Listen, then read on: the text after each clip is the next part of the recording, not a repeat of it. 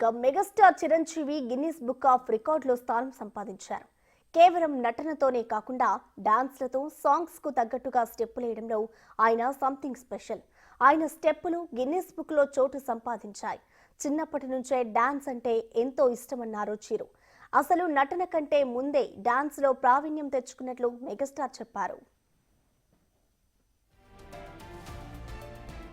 Guinness Book of World Records నేను ఊహించింది. I never expected, never dreamed about Guinness Book of World Record. Because Guinness బుక్కి మనకి ఏంటి సంబంధం అనే ఒక ఆలోచన ఏమైనా ఉంటుంది కదా సహజంగా. అలాగే నాకు అలాంటి ఆలోచన ఏమి లేదు. అలాంటిది నేను ఎదురు చూడనటువంటి ఒక గొప్ప ఆనర్ ఈ రోజున నా జీవితంలో నా ఈ సినీ ప్రస్థానం సంబంధించి తారసపడినందుకు ఆ భగవంతుడికి, దానికి కారణభూతులైన మా దర్శక నిర్మాతలకు, నా అభిమానులకు ఎప్పుడు నేను రుణపడి ఉంటాను. Thank you so much.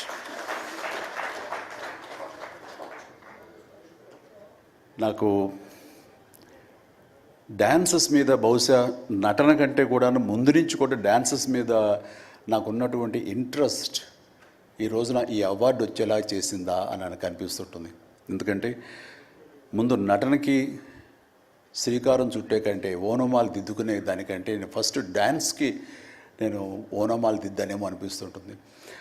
నా చిన్నప్పుడు మా చుట్టూ ఉండే వాళ్ళని ఎంటర్టైన్ చేయడం కోసంగా ఈవినింగ్ అయ్యేసరికి అప్పట్లో ఉండే వివిధ భారతి కానీ, లేకపోతే శ్రీలంక సిలోన్, రేడియో సిలోన్ కానీ, వీటిల్లో వచ్చే కొన్ని తెలుగు పాటలకి అదే మాకు source of inspiration. I mean recording songs అవి రావడానికి. అప్పుడు గ్రామ్ ఫోన్లు కానీ, టేప్ రికార్డులు కానీ ఇవన్నీ కూడా ఉండే పరిస్థితి కాదు ఆర్థికంగా. అలాంటి వారానికి ఒకసారి రేడియోలో ఎప్పుడు పాటలు వస్తాయా అని అందరూ ఎదురు చూసేవాళ్ళు. రాగానే శంకర్బాబుని పిలవండి, డ్యాన్స్ వేస్తాడు, మనల్ని అలరిస్తాడు అని వాళ్ళందరూ ఉత్సాహంగా ఉంటే వాళ్ళ ఉత్సాహానికి నేను మరింత ప్రోత్సాహంగా తీసుకుని దాన్ని డ్యాన్స్లు వేస్తుండేవాడిని. అట్లాగా అవి డ్యాన్సులు అంటారా, బాడీ కదలిక అంటారా ఏమో తెలియదు, ఒక ఎనర్జీగా అవి ప్రజెంట్ చేయటం అనేది ఒక్కడే తెలుసు నాకు. 7th class, 6th class, 8th class ఆ ప్రాంతంలో. ఆ తర్వాత ఎన్సీసీలో చేరిన తర్వాత ఈవినింగ్ క్యాంప్ ఫైర్ టైంలో అందరూ ఎర్లీగా భోజనాలు కానిచ్చిన తర్వాత తిన్న 70 ప్లేట్లు మన అల్యూమినియం ప్లేట్స్, వాటిని తిరగేసి దరువులుగా డప్పులుగా వాయించుకుంటూ అప్పుడు కూడా డ్యాన్స్ వేస్తూ అందరిని ఎంటర్టైన్ చేస్తూ ఉండేవాడిని. ఆ రకంగా డ్యాన్స్ అనేది నాకు ఇష్టమైనటువంటి ఒక నా అంతర్భాగం అయిపోయింది. ఆడియన్స్ ఏమనుకుంటున్నారు, ఆడియన్స్ ఇతను సాంగ్స్ కోసంగా పదే సినిమాలకు వస్తున్నారు. ఇలాంటి వాటితో సినిమాలు తీస్తే మనకి 4 డబ్బులు వస్తాయి కదా, కమర్షియల్గా వైబుల్గా ఉంటుందని ఉద్దేశంతో ఆయన ఆ రకంగా అప్పట్లో నా ప్రొడ్యూసర్ తోటి అనడం, అండ్ వాళ్ళు కూడా నన్ను ఆప్ చేయటం నాకు ఆ రకంగా డ్యాన్సెస్ అనేది ఒక ఎడ్జిని తీసుకొచ్చింది.